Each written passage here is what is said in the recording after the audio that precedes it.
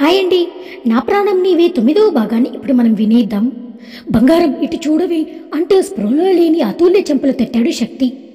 అంతే, నిద్రలో ఉన్న అతుల్య ఒక్కసారిగా ఉలిక్కిపడి లేచి కంగారుగా టైం చూసింది. టైం తెల్లారు 3 అవుతూ ఉండడంతో ఇంకా కంగారు పడుతూ చెమటలతో తడిచి ముద్దైన తన శరీరాన్ని తడుముతూ, అసలు ఇన్ని రోజులు ఈ కలకే నా వల్ల ఎవరి జీవితం నాశనమవుతుందోనని భయపడి చస్తూ ఉంటే, ఇప్పుడు ఆ కాపాడే వ్యక్తి శక్తి అని తెలిసాక నా భయం 100 రెట్లు పెరిగినట్లు అనిపిస్తుంది. అసలు ఇలా కాదు, ఈసారి ఈ శక్తి కనిపిస్తే ఇలా సౌమ్యంగా కాకుండా తనకి ఈ విషయం అర్థమయ్యేలా చెప్పి నా నుండి ఎంత వీలైతే అంత దూరంగా ఉండమని చెప్పాలి అని అనుకుని అప్పటికే చెమ్మగిల్లిన తన కళ్ళను తుడుచుకొని ఫేస్ వాష్ చేసుకుని వచ్చి, మామూలుగా ఈ టైంలో బుక్స్లో మునిగి తేలే అతుల్యకి తనని కల్లో కాపాడే వ్యక్తి శక్తిని అని తెలిసిన దగ్గర నుండి అతనికి ఏమవుతుందోనన్న భయంతో మనసంతా కలవరంగా ఉండడంతో మొదటిసారి మనసులోనే శక్తికి ఏం కాకూడదు, కాపాడు మురుగా అని వేడుకుంది. అయినా తన మనసంతా అల్లకల్లోలంగా ఉండడంతో అప్పటికప్పుడు శక్తిని చూడాలని మనసు మారం చేయడంతో తనని తాను ఎలా డైవర్ట్ చేసుకోవాలో కూడా అతుల్యకి అర్థం కావడం లేదు. మొత్తానికి హెడ్సెట్ తీసుకుని సాంగ్స్ పెట్టుకుని వింటూ విండో దగ్గర కూర్చుంది. తను వింటున్న సాంగ్ యొక్క లిరిక్స్ కూడా శక్తినే గుర్తుకు చేస్తూ ఉంటే ఈసారి మనసులో కలవరం కాకుండా ప్రశాంతత వచ్చి చేరడంతో చిన్న చిరునవ్వుతో సాంగ్ వింటూ అక్కడే అలానే కూర్చుని నిద్రపోయింది అతుల్య. ఉదయాన్నే వల్లిగారు అతుల్య రూమ్లోకి వెళ్ళేసరికి ఎప్పుడు ఆ టైంకి కాలేజీకి వెళ్ళడానికి రెడీ అయి ఉండే అతుల్య ఈరోజు ఇంకా నిద్రపోవడం, అది కూడా అలా విండో దగ్గర సింగిల్ సీట్లో ముడుచుకొని నిద్రపోయేసరికి ఒకవేళ హెల్త్ ఏమైనా బాగోలేదేమోననుకుని కంగారుగా అతుల్య నుదుటి మీద మెడ దగ్గర చేపెట్టి చూశారు ఆవిడ. ఆవిడకి వేడిగా ఏమి అనిపించకపోవడంతో రిలాక్స్గా ఊపిరి పీల్చుకొని అప్పటికే ఆవిడ స్పర్శకి నిద్రలేచిన అతుల్య కళ్ళు నలుముకుంటూ టైం చూసి హడావిడిగా వాష్రూమ్లోకి వెళ్ళింది. కాసేపటికి తొందరగా రెడీ అయి సెంధిల్తో కలిసి కాలేజీకి చేరుకుంది. కాలేజీకి చేరుకున్న అతుల్య కాలేజీలో ఉన్న లైబ్రరీ బ్లాక్ని చూస్తూనే తన క్లాసుకి చేరుకుంది. క్లాస్లో కూర్చుందన్న మాటే కానీ నిమిషానికి ఒకసారి క్లాస్ బయటకు చూస్తూనే ఉంది. జీవితంలో మొదటిసారి క్లాసు వినబుద్ధి కాక అక్కడి నుండి బయటికి వెళ్ళిపోతే బాగుండు అని అనిపించింది. కానీ తను అలా చెయ్యలేదు, ఎప్పటికీ చేయదు కూడా అని తనకి తాను సర్ది చెప్పుకొని తను పక్కనే విండో దగ్గర కూర్చున్న సెంధిల్ని చూస్తూ ఆలోచనలో పడింది. ఇక ఉదయాన్నే స్టేషన్కి వెళ్ళడానికి రెడీ అయిన శక్తికి అప్పటికి అవంతి గారి కార్ రిపేర్ అయ్యిందని తెలియడంతో ఆవిడికి జాగ్రత్తలు చెప్పి తనకి అర్జెంటు పని ఉండడంతో దారిలో తింటానని చెప్పి తొందరగా బయలుదేరి వెళ్ళిపోయాడు శక్తి. అతని వెనకే అవంతి గారు కూడా కాలేజీకి బయలుదేరారు. అక్కడి నుండి బయలుదేరిన శక్తి ఒక నిర్మానుష్య ప్రదేశంలో ఎవరి కోసమో వెయిట్ చేస్తూ అతుల్య పేరెంట్స్ యొక్క పోస్టుమార్టం రిపోర్ట్స్ చెక్ చేస్తూ ఉండగా, నువ్వు ఎన్నిసార్లు చూసినా అవి మారవురా అన్న గొంతు వినిపించి వెనక్కి తిరగకుండానే, తెలుసురా, కానీ అసలు ఈ పని చేయాల్సిన అవసరం ఎవరికి ఉందో అర్థం కావడం లేదు అని అనడంతో ఆ వ్యక్తి శక్తి ముందుకొచ్చి నిలబడి, అది సరే కానీ ఇంతకీ నా చెల్లి విషయం ఎంతవరకు వచ్చింది, ఏమంటుంది నా చెల్లి అని అడిగాడు అభి చిన్న చిరునవ్వుతో.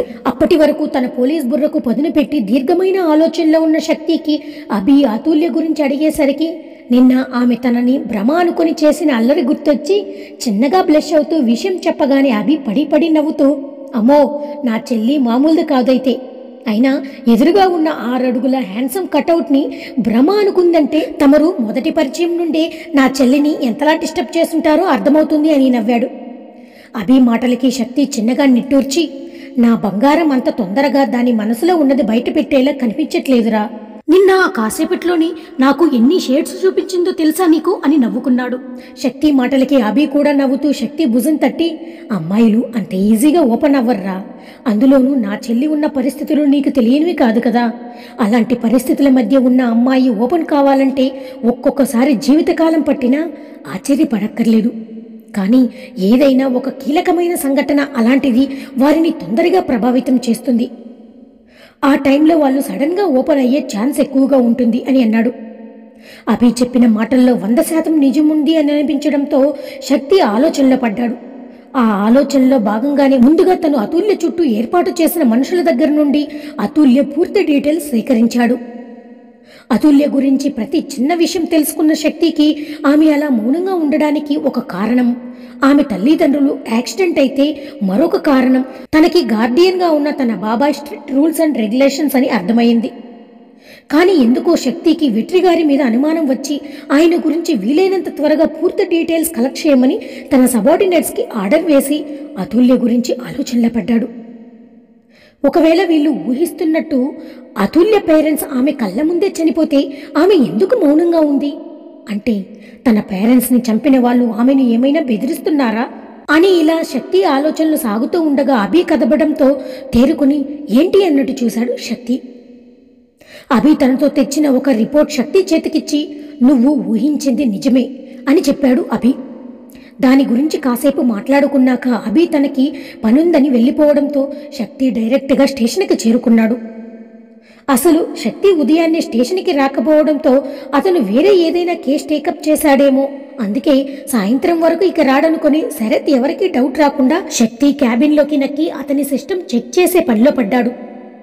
శరత్ ఊహించని విధంగా నీకు కావలసిన డీటెయిల్స్ దొరికాయే శరత్ అన్న శక్తి గద్దింపుకి శరత్కి గుండాగినంత పనైంది. శక్తి ఉరుములేని తుఫానులా డైరెక్ట్గా అతని క్యాబిన్లోకి ఎంటర్ అవ్వడమే కాకుండా ఆ రూమ్ డోర్ లాక్ చేసి కళ్ళకున్న గాగుల్స్ తీసి తన టేబుల్ మీద పెట్టి తన సీట్లో కూర్చోవడంతో భయంతో బిగుసుకుపోయాడు శరత్.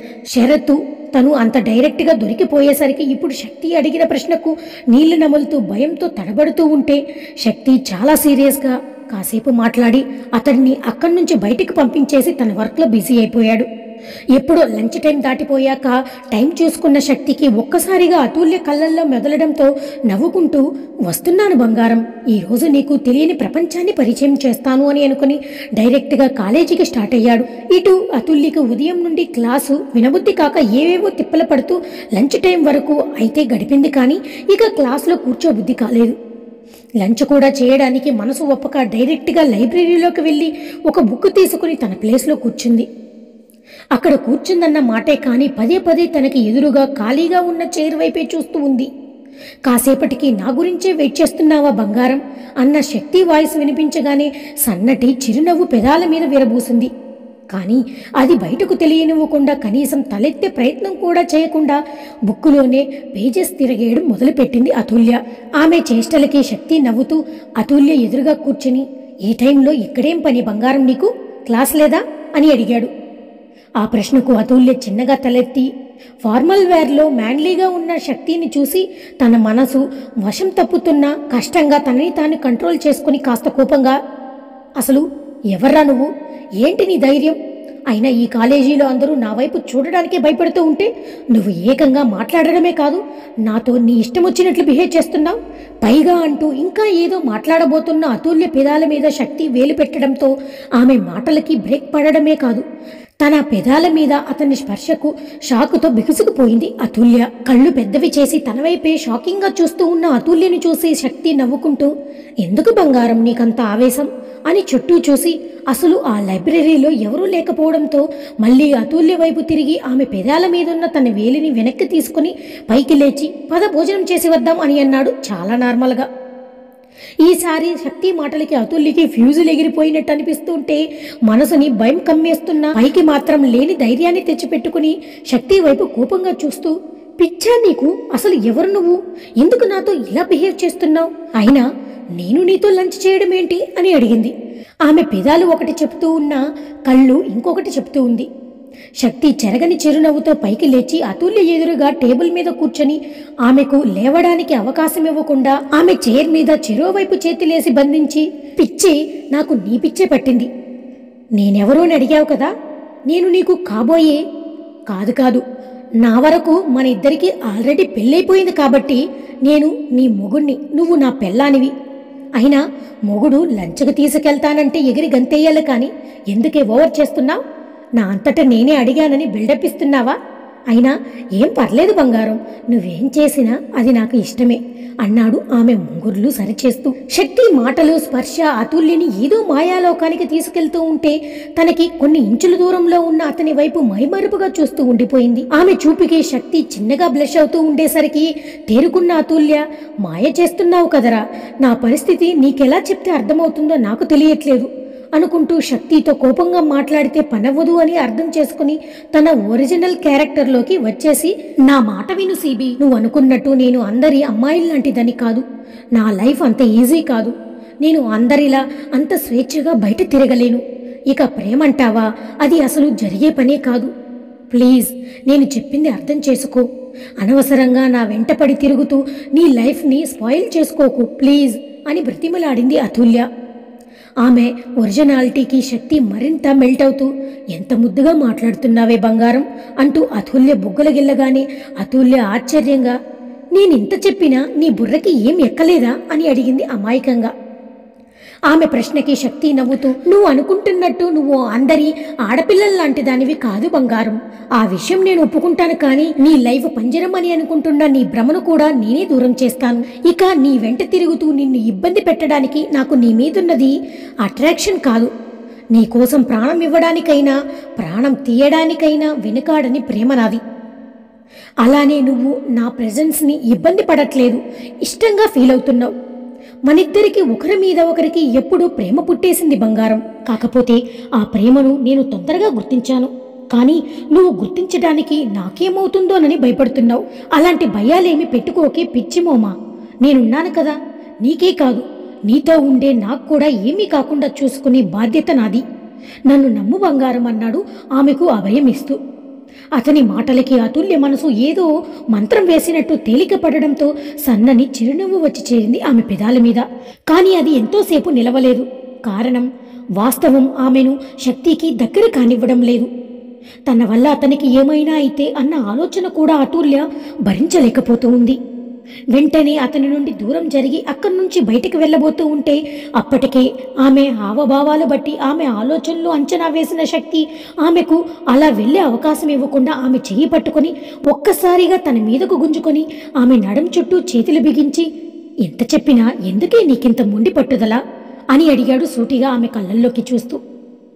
అప్పటికే అతని స్పర్శకు గుండె జల్లుమంటూ ఉంటే ఇక అతని కళ్ళల్లో చిక్కితే ఖచ్చితంగా మాయ చేస్తాడని ఇప్పటికే ఎక్స్పీరియన్స్ అయిన అతుల్య అతని చూపుల నుండి తప్పించుకొని పక్కకి చూస్తూ, ప్లీజ్ సిబి నన్ను వదులు అనేసరికి శక్తి ఆశ్చర్యంగా, ఈ సిబి ఏంటే, అదేమైనా తమిళ్లో కొత్త తిట్టా అని అడిగాడు.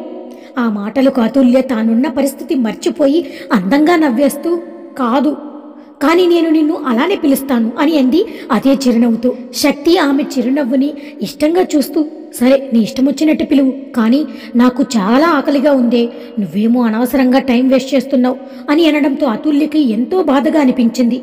నీరసంగా ఉన్న అతని మొహాన్ని చూస్తూ బాధగా, ఆకలేస్తుంటే నా దగ్గరికి ఎందుకు వచ్చావు సిబి, వెళ్ళి లంచ్ చేయొచ్చు కదా అని అనగానే ఇక శక్తికి ఓపిక నశించి అతుల్యని తన 2 చేతుల్లోకి ఎత్తుకుని ఆమె కంగారులో అరవబోతూ ఉంటే ష్ అంటూ కళ్ళతోనే సైగ చేయడంతో బొమ్మలా బిగుసుకుపోయి శక్తినే భయంగా చూస్తూ ఉంది అతుల్య. తర్వాత ఏం జరుగుతుందో మనం నెక్స్ట్ పార్ట్లో తెలుసుకుందాం.